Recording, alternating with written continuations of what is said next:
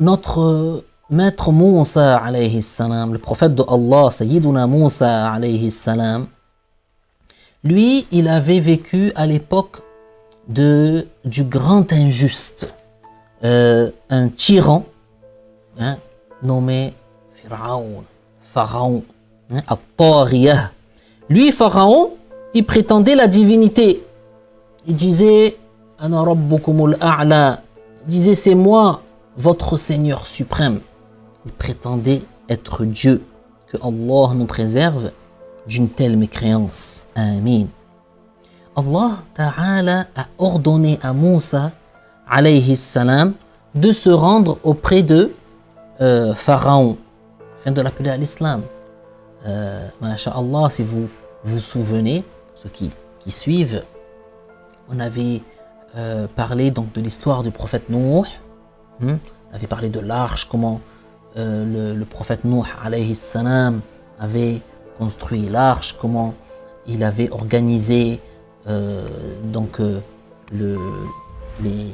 l'intérieur de l'arche pour que les gens soient sauvés, les gens sont montés dans l'arche et où l'arche avait atterri et qu'est-ce qui s'était produit avec l'arche donc sur terre. Et également l'histoire de Moussa alayhi salam avec Pharaon, et on avait beaucoup détaillé, on avait fait plusieurs lives. Je vous invite à les visionner, que ce soit un rappel pour ceux qui les avaient déjà vus.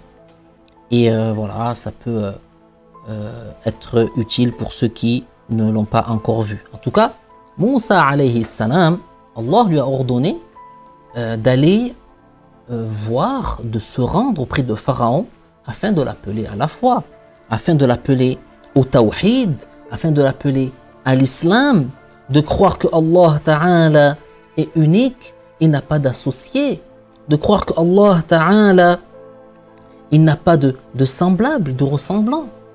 Donc ce qu'on appelle at-tanzih, at-tawhid, at-tanzih c'est l'exemption de tout ce qui n'est pas digne de Allah. Ça, le tanzih, c'est la croyance de tous les prophètes. Tous les prophètes ont cette croyance-là, l'exemption.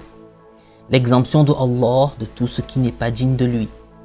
L'exemption de Allah de toute imperfection.